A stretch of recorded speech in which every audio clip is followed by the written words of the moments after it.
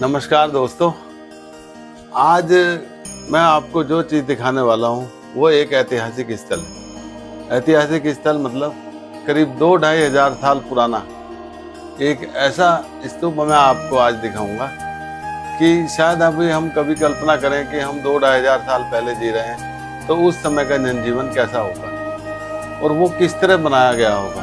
तो आज मैं आपको बुद्धा लेनी, जो कि महाराष्ट्र के भद्रावती एक शहर पड़ता है, उसमें बुद्धा लेनी के नाम से बुद्ध जी की एक गुफा है। तो चलिए आज मैं आपको भद्रावती में बुद्धा लेनी में लेकर चलता हूँ और देखना कि कितनी पुरानी और ऐतिहासिक हमारी धरोहर है वो, और हमें चाहिए कि हमें अपने इतिहास को भी जानना चाहिए। तो चलिए आज हम महाराष्ट्र के भद्रावती में बुद्धा लेनी के दर्शन करते हैं। तो जय श्री राधे के साथ अपनी यात्रा की हम शुरुआत करते हैं और सबसे पहले हम बस स्टैंड पर जाकर भद्रावती के लिए रवाना होंगे। तो चलिए वीडियो में चलते चलते सारी बातें करेंगे। जय श्री राधे के जयकारे के साथ हम अपनी वीडियो की शुरुआत करते हैं। जय श्री राधे। और इस तरह हम अपनी बस के इंतजार में बस स्थानक तक पहुंच गए। महाराष्ट्र में बस स्टैंड को बस स्थानक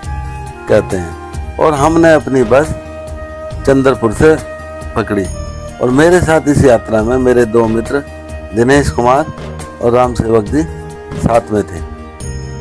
और ये देखिए हमारी बस चलने शुरू हो गई अपने स्थान की ओर। और जय श्री राधे के साथ हमने भी अपनी यात्रा की शुरुआत की।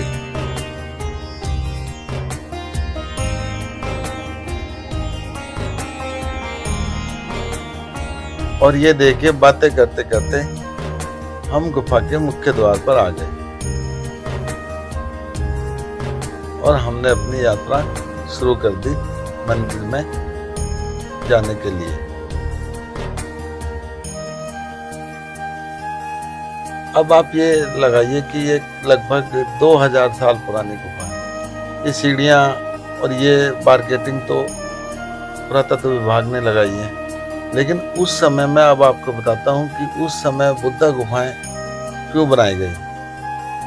जहाँ तक मेरा अनुमान है और मैंने पढ़ा है, इन गुफाओं में बुद्ध जी अपने भिक्षुओं को ज्ञान दिया करते थे। भिक्षु मतलब उस समय एक विद्यार्थी को जो शिक्षा ग्रहण करता था उसको भिक्षु कहा जाता था। और इन गुफाओं का बनाने का कारण ये था कि यहाँ पर बिल्कुल एकांत हुआ करता था, ना किसी का शोर ना किसी की दिक्कत।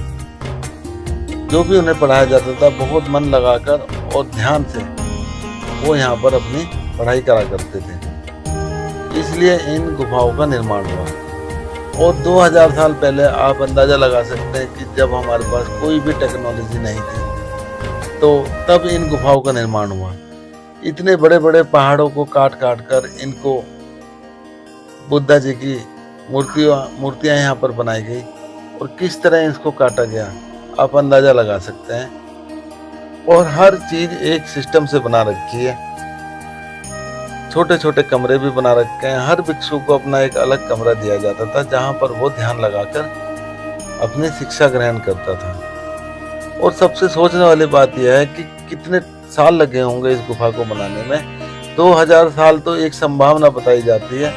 इतनी गुफाओं को काटने और बनाने में ही मेरे ख्याल से 10 साल ना लग गए हों, तो शायद ये 2000 साल से भी पुरानी गुफाएं होंगी।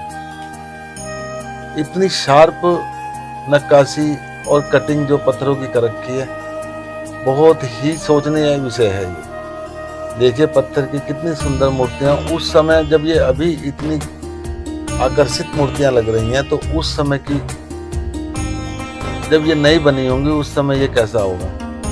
और जिस समय अभी तो हम यहाँ पर घूम रहे हैं, आपको यहाँ पर सीढ़ियाँ भी दिख रही हैं। जिस समय ये गुफाएं बनी होंगी शायद किसी को ये मालूम भी नहीं होगा कि यहाँ पर कोई गुफा है। यदि आप दूर से इसको देखेंगे तो ये गुफा दिखाई नहीं देगी आपको, लेकिन इसके बनाने का तरीका देखिए कितना शानदार बना रखा है। उसके बाद हमने गुफा के ऊपर एक पहाड़ी की चोटी है, उसमें बुद्ध जी की एक मूर्ति बनी हुई है, उसको भी मैं आज आपको दिखाऊंगा। तो चलिए पहाड़ के ऊपर चलते हैं। और बहुत ही कठिन रास्ता था, क्योंकि कोई सड़क या कोई वो तो यहाँ पर बना नहीं रखी है। बहुत संभल कर चलना पड़ा यहाँ पर आकर। तो आप भी जब कभी यहाँ पर आए तो बहुत संभल कर चलें। ये देखिए कितनी सुंदर जो है जगह है, यहाँ पर आकर आपको इतना सुकून मिलेगा कि शायद हम उसी काल में पहुंच गए। उस समय तो ना चप्पल हुआ करती थी, हम तो जूते पहन के ऊपर चढ़ रहे हैं। जूते पहन के भी हमें इतना कठिन रास्ता लग रहा है, तो उस समय का जनजीवन देखिए कितना कठिन जनजीवन होगा। जब आप यहाँ पर कभी आए तो बहुत संभल कर ऊपर की तरफ चढ़ें।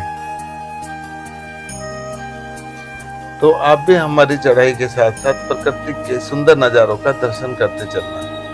कितना सुंदर प्रकृति का नजारा है।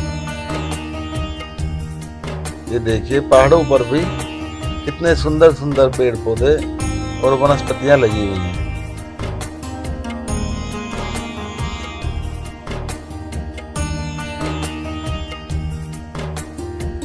और बस कुछ ही देर में हम बुद्ध जी की मूर्ति के पास पहुंचने वाले हैं। जय श्री राधे के जयकारे के साथ हम धीरे धीरे ऊपर चढ़ते चले गए। और ये देखिए कितना सुंदर नजारा। इस समय हम इतनी पूरी चोटी पे हैं, तो भद्रावती का पूरा शहर हमें ऊपर चोटी से दिखाई दे रहा है। अब मैं आपको बताता हूँ कि आप यहाँ पर किस तरह से पहुँच सकते हैं। यदि आप रेल के द्वारा यहाँ पर आ रहे हैं तो आप किसी भी स्टेशन से नागपुर या चंद्रपुर तक के लिए अपनी ट्रेन का टिकट करा सकते हैं। और यदि आप नागपुर उतरते हैं तो 3.5 घंटे का रास्ता आपको चंद्रपुर के लिए लगेगा। और चंद्रपुर से 25 किलोमीटर की दूरी पर आपको ये बुद्धा गुफा दिखाई देंगी। ये देखिए छोटे छोटे झरोखे बना रखे हैं पत्थरों में। यहाँ पर मेरे ख्याल से कोई लैंप लगाते होंगे या मोमबत्ती जलाकर लाइट लगाते होंगे, जिससे इन्हें रोशनी मिलती। और ये देखिए बुद्ध जी की कितनी विशाल मूर्ति। इनके भी हमने यहाँ पर दर्शन करे और इनका आशीर्वाद लिया। और उसके बाद हम धीरे धीरे नीचे जाना शुरू कर दिया। और नीचे उतरते हुए आपको बड़ी सावधानी से उतरना है। रास्ता देखते चलना आप, कितना कठिन रास्ता है नीचे उतरने के लिए। तो इस तरह अब हमारी यात्रा समाप्त होने की कगार पर हो गई। आपको मेरी ये वीडियो कैसी लगी प्लीज कमेंट कर जरूर बताना। जय श्री राधे।